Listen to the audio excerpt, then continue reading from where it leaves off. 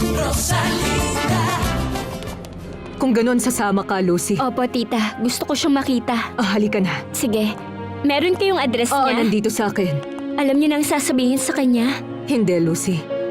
Dapat galing sa puso ko ang sasabihin ko dahil baka hindi maganda ang kalabasan at mangyari. Nakadepende yun sa kanya, tita. Tama ka. Basta, sana maayos natin ang problema ni Fedra pagpunta natin doon. Opo.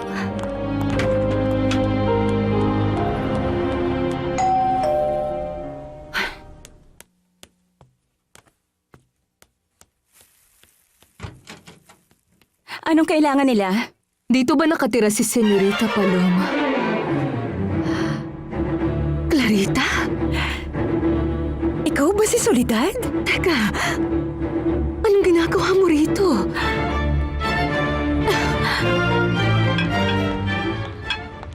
Mukhang maayos ka na ngayon. Bumalik ng dating sigla ng katawan ko. Mas gumaganda ang kalusugan ko. Ang katawan ko, ang lahat-lahat bumalik na sa dati. Mabuti naman. May balita ka na ba kina Fernando Jose at Fedra? Kumusta na ang paghahanda sa kasal nila? Masama. Mukhang hindi matutuloy. Malinaw ang sinabi ni Fernando Jose. Hindi na matutuloy ang kasal dahil may mahal na siyang iba. Ay, yung singer na naman ano, yung si Paloma Durantes. Oo, siya nga. Kailangan natin siyang pigilan kahit ano pa ang mangyari. Hindi siya pwedeng ikasal kay Fernando Jose. Hindi talaga ako makapaniwala. Pagbukas ko ng pinto, ikaw ang nakita ko, Soledad. Hindi mo alam kung gaano ako kasayang makita ka na nakalabas ka na ng kulungan, Clarita. Ay, salamat sa Diyos. Ang pamangkin ko pala si Lucy. Hello. Masaya ako makilala ka, Lucy. Ako din. Ako, hindi mo alam kung gaano kami magkadikit ni Soledad noong nandoon pa kami sa... Ayos lang, Clarita. Alam niya naman. Pero hindi mo pa sinasabi kung ba't nandito ka. Tinutulungan ko si Paloma. Talaga ba? Ikaw, pasensya na kung kailangan kong itanong, pero bakit niyo siya gustong makita? Tungkol kasi ito sa isang napakaselang bagay, Clarita.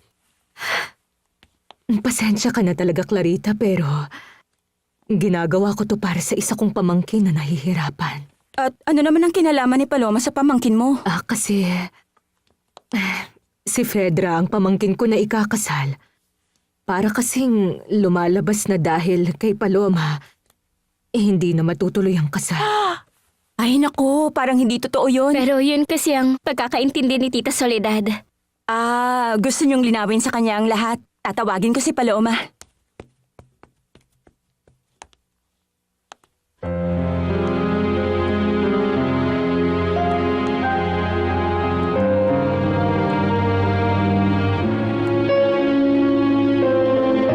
Paloma, may bisita ka.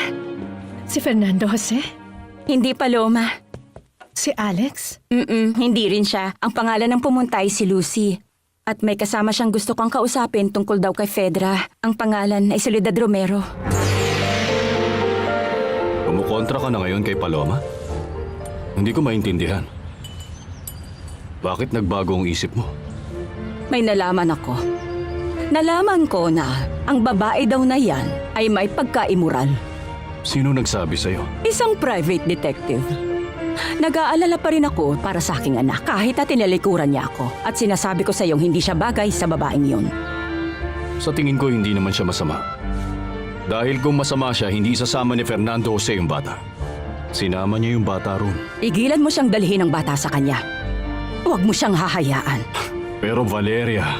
Kailangan mong mapigilan agad yun, Alfredo. Mas gusto ko pa na maikasal siya kay Fedra at hindi sa kanya.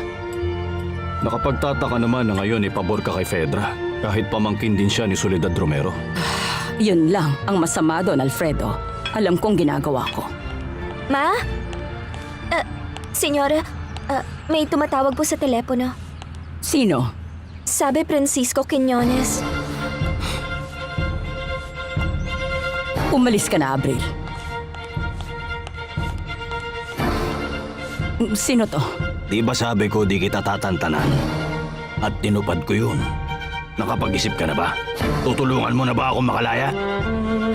Makikiusap ako na tumawag ka na lang sa ibang araw, Senyor Quiñones. Ayoko. Kailangan mo akong tulungan, Valeria.